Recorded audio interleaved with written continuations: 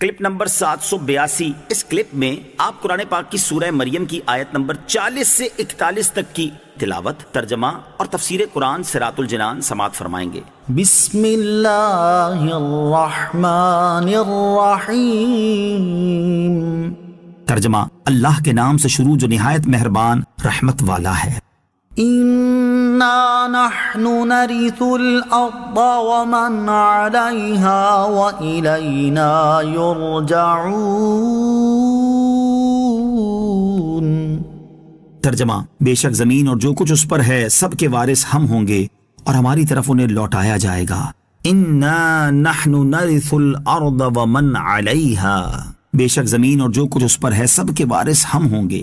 ارشاد فرمایا کہ جب قیامت قائم ہوگی تو اس وقت سب کچھ فنا ہو جائے گا اور میری ذات کے سوا کوئی باقی رہے گا، نہ کسی کی ظاہری ملکیت باقی ہوگی، اور جب لوگوں کو زندہ کیا جائے گا تو انہیں ہماری طرف لوٹایا جائے گا اور ہم انہیں ان کے اعمال کی جزا دیں گے۔ گناہ گاروں کے لیے مقام خوف۔ اس آیت میں گناہ گاروں کے لیے عظیم ڈر اور تنبیہ ہے کہ دنیا میں انہوں نے جس رب تعالیٰ کی نافرمانیاں کی ہیں اور اس کے دیے ہوئے احکامات کو پامال کیا ہے، قیامت کے دن انہیں اسی کی بارگاہ میں لوٹ کر جانا ہے اور اسی کے حضور پیش ہو کر اپنے اعمال کا حساب دینا ہے، اور وہ لوگوں کو ان کے اعمال کے مطابق جزا دے گا۔ تو گناہگار لوگ اپنے اعمال کو سامنے رکھتے ہوئے ان کی جزا پر خود ہی غور کر لیں کہ وہ کیا ہوگی۔ اگر اللہ تعالیٰ نے ان پر اپنا رحم نہ فرمایا اور ان کے گناہوں کو نہ بخشا تو انہیں جہنم کے انتہائی دردناک عذابات سہنے پڑیں گے۔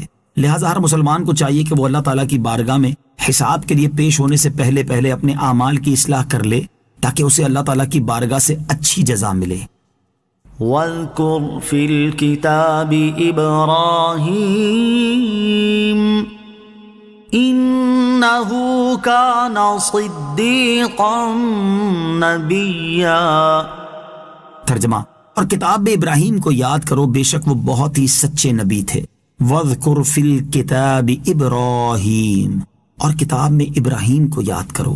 امام فخر الدین رازی رحمۃ اللہ تعالی فرماتے ہیں اس سورت کا بنیادی مقصد توحید، رسالت اور حشر کو بیان کرنا ہے، اور توحید کا انکار کرنے والے وہ لوگ تھے جو اللہ تعالیٰ کے علاوہ کسی اور کو اپنا معبود مانتے تھے۔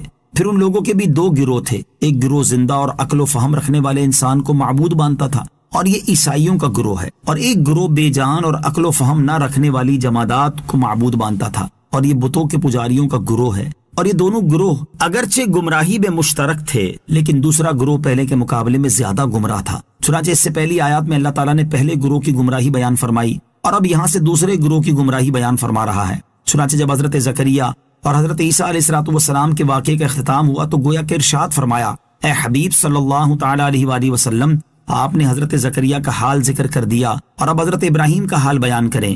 حضرت ابراہیم علیہ السلام کا حال بیان کرنے کا حکم دینے کی وجہ یہ ہے کہ تمام لوگ اس بات سے واقف تھے کہ نبی کریم علیہ السلام، آپ کی قوم اور آپ کے صحابہ کرام رضوان اللہ تعالی علیہم اجمعین کتابوں کا مطالعہ کرنے اور پڑھنے لکھنے میں مشغول نہ تھے۔ تو جب آپ علیہ السلام نے یہ واقعہ کسی کمی زیادتی کے بغیر جیسا واقع ہوا تھا ویسا ہی بیان کر دیا تو یہ غیب کی خبر ہوئی، اور سید المرسلین علیہ السلام کا غیب کی خبر دینا آپ کی نبوت کی دلیل اور آپ کا معجزہ ہوا۔ یہاں بطور خاص حضرت ابراہیم علیہ السلام کا واقعہ بیان کرنے کی ایک وجہ یہ بھی ہے کہ عرب کے مشرکین اپنے آپ کو ملت ابراہیمی کے پیروکار کہتے تھے۔ اس میں انہیں سمجھایا جا رہا ہے کہ اگر تم ملت ابراہیمی کے پیروکار ہو تو بتوں کی پوجا کیوں کرتے ہو؟ تمہارے باپ حضرت ابراہیم علیہ السلام تو بتوں کی پوجا نہیں کرتے تھے، بلکہ وہ تو اللہ عز و جل کی عبادت کیا کرتے تھے اور اس میں کسی کو شریک نہیں ٹھہراتے تھے۔ اگر تم ملت ابراہیمی پر قائم ہو تو ان کے دین کو اپناؤ اور بت پرستی چھوڑو۔ انہو کان صدیقا نبیا، بے شک وہ بہت ہی سچے نبی تھے۔ آیت کے اس حصے میں حضرت ابراہیم علیہ السلام کی صفات بیان کی جا رہی ہیں کہ آپ علیہ السلام ہمیشہ سچ بولتے تھے اور نبوت کے مرتبے پر بھی فائز تھے۔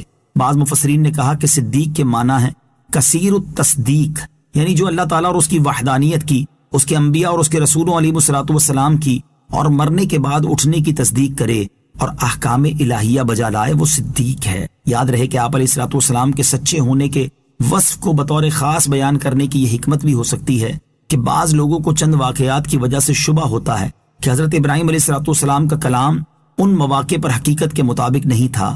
ان کی تفہیم کے لیے بطور خاص آپ علیہ السلام کو سچا فرمایا گیا۔ مقام صدیق اور مقام نبوت میں فرق، یہاں آیت کی مناسبت سے صدیق اور نبی میں اور صدیق اور ولی میں فرق ملاحظہ ہو۔ چنانچہ علامہ احمد ساوی رحمۃ اللہ تعالی فرماتے ہیں ہر نبی صدیق ہے لیکن اس کا عکس نہیں، یعنی ہر صدیق نبی نہیں۔ اسی طرح ہر صدیق ولی ہے لیکن اس کا عکس نہیں، یعنی ہر ولی صدیق نہیں، کیونکہ صدیقیت کا مرتبہ نبوت کے مرتبے کے نیچے اور اس کے قریب ہے۔ اس سے معلوم ہوا کہ انبیاء اور رسول علیہ الصلوۃ والسلام کے بعد انسانوں میں سب سے بڑا مرتبہ حضرت ابوبکر صدیق رضی اللہ تعالی عنہ کا ہے، کیونکہ آپ رضی اللہ تعالی عنہ انبیاء اور رسول کے بعد صدیقیت کے سب سے اعلیٰ مقام پر فائز ہیں۔ صلو علی الحبیب صلی اللہ تعالی علی محمد صلی اللہ تعالی وسلم۔ مجھے اپنی اور ساری دنیا کی لوگوں کی اصلاح کی کوشش کرنی ہے انشاءاللہ عز و جل۔